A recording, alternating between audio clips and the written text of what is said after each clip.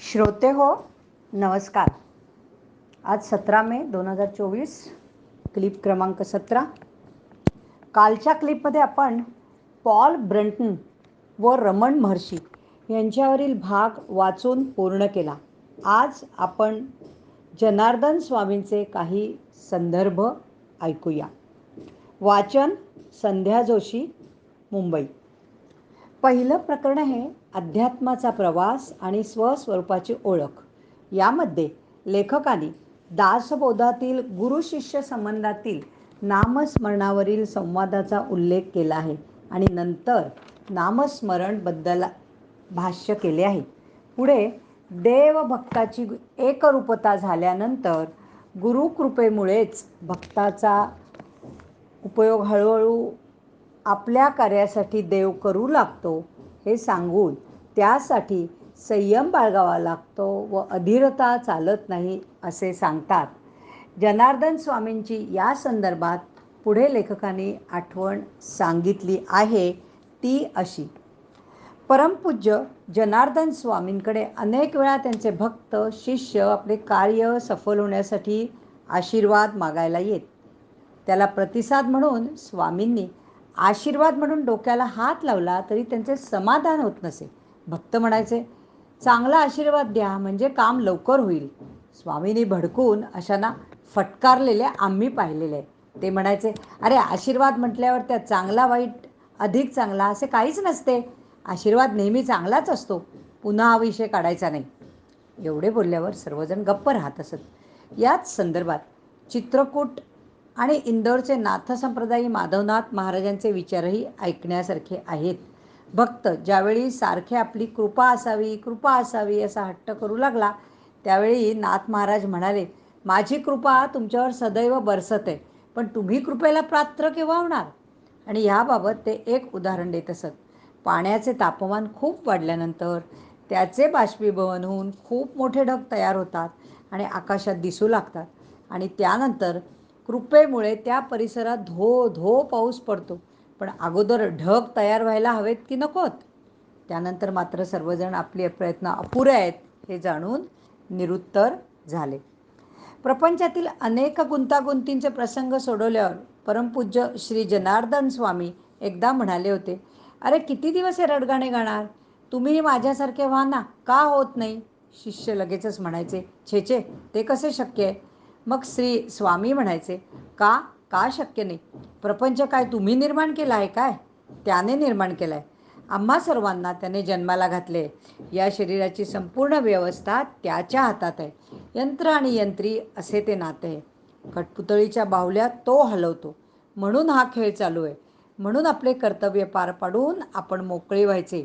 भलत्याच वाटेने जाऊन आपले सामर्थ्य हरवून बसता आणि आपली ओळखही विसरून जाता. याच संदर्भात एक वाघ आणि हरवलेल्या बछड्याची मार्मिक गोष्ट त्यांनी सांगितली होती. आपण मुळातच स्वतंत्र आहोत, त्याचे हकदार आहोत, पण आपले मूळ स्वरूप मायेमुळे विसरलोय. पण एकदा अधिकारी सत्पुरुषांच्या मदतीने त्या स्थितीचा अनुभव चाखायला मिळाला की आपण पुन्हा माहेरी पोहोचू आणि जुन्या आठवणी उफाळून येऊन आनंद स्वरूप होऊन जाऊ.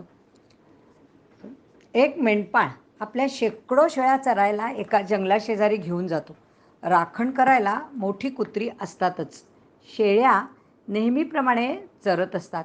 तेवढ्यात एक वाट चुकलेला आणि आईपासून दुरावलेला वाघाचा बछडा मेंढपाळाला दिसतो.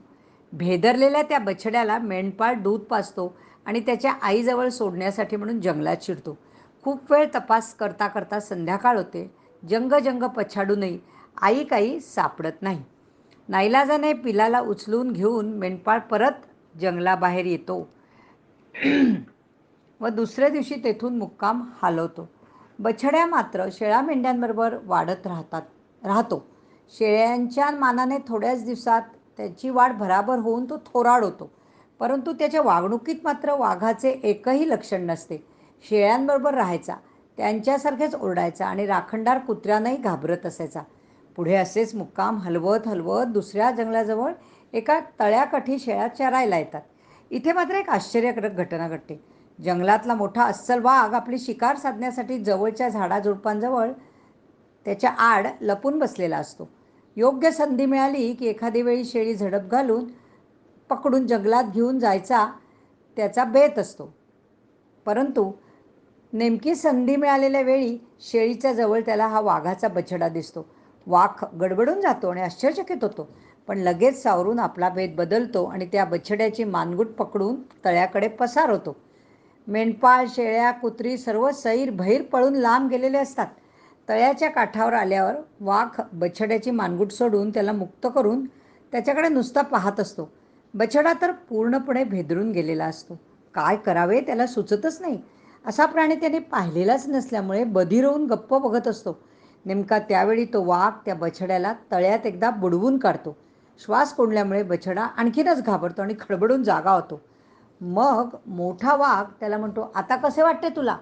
बोबडी वळलेला बछडा कसे बसे बरे वाटते असे म्हणतो. मग वाघ त्याला म्हणतो, अरे तू वाघ आहेस, शेळ्यांच्या कळपात काय करतोयस आणि घाबरतोस कशाला? चल तुला आता दाखवतो. एवढे म्हणून मोठा वाघ त्या बछड्याला तळ्यातले आपले प्रतिबिंब बघायला सांगतो. बछड्याने आत्तापर्यंत शेळ्या, मेंढ्या, कुत्र्यांनाच पाहिलेले असल्यामुळे आपणही तसेच आहोत असे त्याला वाटत असते. पण आता मात्र मोठ्या वाघासारखे आहोत ही ओळख पटते. मोठा वाघ म्हणतो, अरे तू माझ्यासारखा वाघ आहेस, वाघासारखी डरकाळी फोडायची विसरून शेळीसारखी काय ओरडतोस असे म्हणून पाठीत एक रट्टा देतो. बछडा घाबरलेला असतो, पण तरीही डरकाळी फोडण्याचा प्रयत्न करतो. सुरुवातीला शेळीसारखाच बॅ बॅ असाच आवाज येतो, पण शेवटी वाघाच्या दराऱ्याखाली एकदा डरकाळी फुटते आणि त्याची खात्री पटते की आपण शेळी नसून वाघ आहोत. आपल्या मूळ स्वरूपाची ओळख म्हणून डरकाळी फुटली की ही साक्ष पटून दोन्ही वाघ ऐटीने जंगलात निघून जातात. हे रूपक फारच मार्मिक आहे. सद्गुरूंच्या कृपाप्रसादाने आपल्याला स्वस्वरूपाची ओळख होणे शक्य आहे. हा आत्मविश्वास निर्माण होतो आणि साधन तीव्र होऊन योग्य दिशेने चालू राहते. बछड्याने तळ्यात आपले जे रूप पाहिले त्या रूपकाशी अध्यात्मातल्या बिंब आणि प्रतिबिंब व घटाकाश आणि चिदाकाश या उदाहरणांशी साम्य आहे. पाणी भरलेल्या मडक्यामध्ये आकाशातल्या सूर्याचे प्रतिबिंब पडते. दोन्हीकडे सूर्यच असतो. मडके फुटल्यानंतर प्रतिबिंब नाहीसे होते आणि आकाशातला सूर्य मात्र जसाच्या तसाच राहतो आणि तोच मी आहे हे पटते. तसेच घटामध्येही आकाश आहे, पण कोंडलेले आहे. पण घट फुटल्यावर ते आकाश चिदाकाशात पूर्णपणे मिसळून जाते. हीच ती सायुज्य मुक्ती. आपल्यालाही ती मिळू शकते हे या उदाहरणावरून पटते. बछडा आणि वाघ यांच्या उदाहरणावरून सत्संगाचे महत्त्व देखील अधोरेखित होते. दुःसंगाचे परिणाम काय असतात हे बछड्याच्या पूर्वायुष्यात स्पष्ट दिसतात. सत्संगानेच श्रेयसच्या वाटेवर जाता येते हे निश्चित आहे. सत्य साईबाबा आपल्या प्रत्येक प्रवचनाच्या वेळी आलेल्या भक्तांना दिव्यात्म स्वरूपी जन हो असेच संबोधित करायचे. त्यांना असे म्हणायचे असे की आपण सर्वजण मानवासारखे जरी दिसत असलो तरी ते सारे अशाश्वत आहे आणि आपले शाश्वत स्वरूप दिव्यात्म स्वरूपाचेच आहे. त्यांना हेच पटवून द्यायचे असायचे आणि हे अनुसंधान ठेवल्यास केव्हा ना केव्हा त्या आत्मस्वरूपाची ओळख होईलच.